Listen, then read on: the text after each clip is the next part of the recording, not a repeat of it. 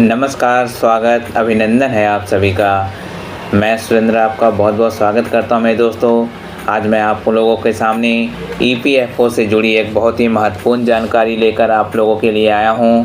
आशा करता हूं आप लोगों को मेरी जानकारी काफ़ी अच्छी लगेगी।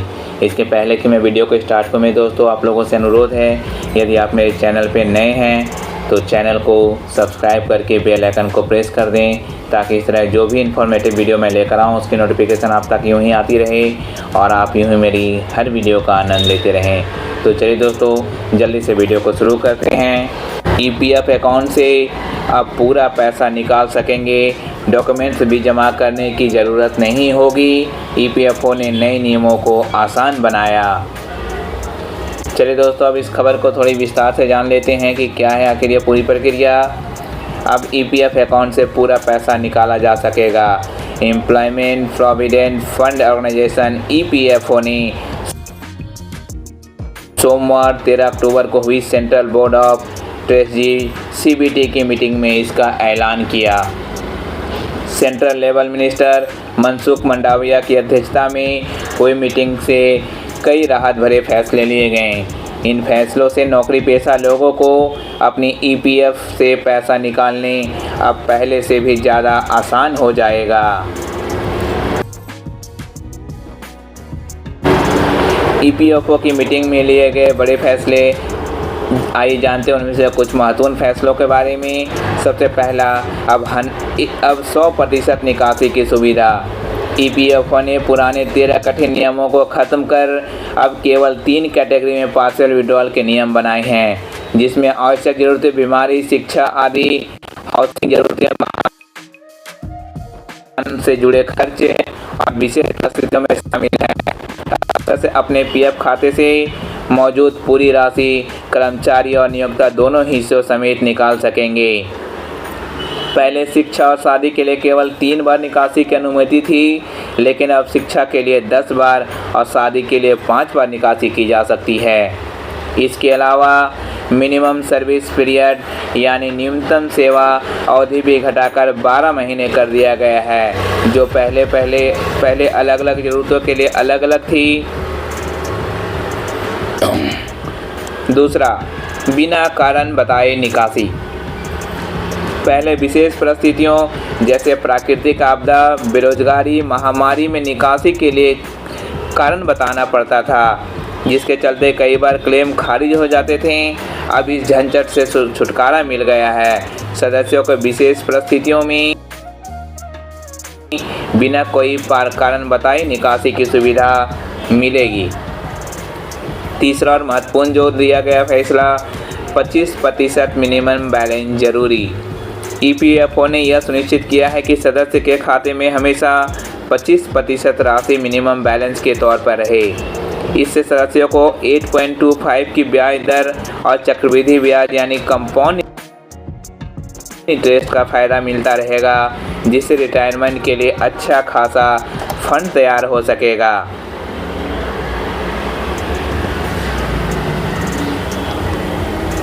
चलिए बढ़ते हैं, अगले जो महत्वपूर्ण फैसला लिया गया वो है चौथा, ऑटो सेटलमेंट प्रोसेस आसान। नए नियमों के तहत कोई दस्तावेज जमा करने की ज़रूरत नहीं होगी। निकासी की प्रोसेस को पूरी तरह से ऑटोमेटिक करने की तैयारी है, जिससे क्लेम्स को निपटारा तेज़ी से हो सकेगा।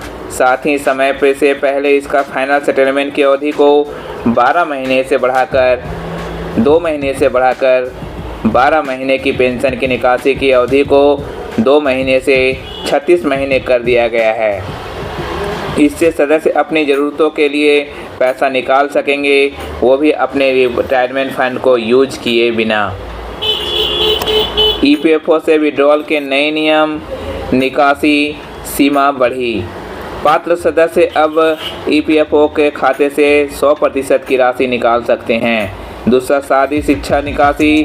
शादी शिक्षा के लिए 10 बार, शिक्षा के लिए 10 बार, शादी के लिए 5 बार। पहले यह कुल 3 बार की सीमा थी। सेवा अवधि घटाई। सभी पार्शियल विड्रॉल के लिए अब सिर्फ 12 महीने की सेवा की ज़रूरत होगी। विशेष परिस्थितियों में निकासी अब बिना कारण बताए निकासी संभव। 25% न्यूनतम बैलेंस। खाते में 25% राशि रखनी होगी, जिससे 8.25% ब्याज मिलेगा और रिटायरमेंट फंड बढ़ेगा। बिना कागज ऑटो सेटलमेंट। अब दस्तावेज की ज़रूरत नहीं है, 100% क्लेम ऑटो सेटल होंगे। फाइनल विड्रॉल की अवधि बढ़ी। ईपीएफओ निकासी 2 से 12 महीने, पेंशन निकासी 2 से 36 महीने। पांचवा जो महत्वपूर्ण जो बदलाव किए गए, जो फैसला लिया गया वो था विश्वास योजना, जुर्माने में राहत। ईपीएफओ ने पेंडिंग केसेस और जुर्माने को कम करने के लिए विश्वास योजना शुरू की है। मई 2025 2,406 करोड़ रुपए के जुर्माने और 6,000 से ज़्यादा मुकदमे पेंडिंग हैं। इस योजना के तहत अब देरी से पीएफ जमा करने पे जुर्माना की दर को कम कर 1% प्रति माह कर दिया गया है। 2 महीने की देरी पर 0.25% और 4 महीने तक की देरी पर 0.50% का जुर्माना लगेगा। यह योजना 6 महीने तक चलेगी और ज़रूरत पड़ने पर इसे 6 महीने और बढ़ाया जा सकता है। छठा और महत्वपूर्ण बदलाव, पेंशनर के लिए डिजिटल सुविधा।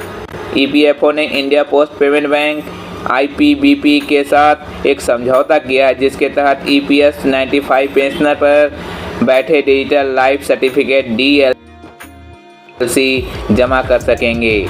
यह सुविधा मुफ्त होगी और ईपीएफओ इसका खर्च 50 रुपये प्रति सर्टिफिकेट वहन करेगा। खासकर ग्रामीण और दूर दराज के इलाकों के पेंशनर को इससे बड़ी राहत मिलेगी। सातवां, ईपीएफओ 3.0 डिजिटल रिवॉल्यूशन। ईपीएफओ ने अपने सर्विसेज को और आधुनिक बनाने के लिए ईपीएफओ 3.0 डिजिटल ट्रांसफॉर्मेशन फ्रेमवर्क को मंजूरी दी है। इससे cloud based technology, mobile app और ऑटोमेटिक क्लेम सेटलमेंट जैसी सुविधाएं शामिल होंगी। इससे 30 करोड़ से ज़्यादा सदस्यों को तेज, पारदर्शी और आसान सेवाएं मिलेंगी। आठवां, फंड मैनेजमेंट में सुधार। बोर्ड ने ईपीएफओ को डेट पोर्टफोलियो के लिए 4 फंड मैनेजर्स को 5 साल के लिए चुना है। यह कदम निवेश को सुरक्षित और विविध यानी डाइवर्स बनाकर सदस्यों को पीएफ फंड को बेहतर रिटर्न सुनिश्चित करेगा। श्रम मंत्री ने की शुरुआत। मीटिंग में श्रम मंत्री मंडाविया ने कई डिजिटल पहलों को उद्घाटन भी किया, जो ईपीएफओ की सेवाओं को और पारदर्शी और तेज और यूजर्स के लिए सुविधाजनक बनाएंगे। ईपीएफओ के नए नियम और योजनाओं से नौकरी पेशा लोगों को अपनी ज़रूरतों के लिए आसानी से पैसे निकालने की सुविधा मिलेगी। साथ ही रिटायरमेंट के लिए बचत भी सुरक्षित रहेगी।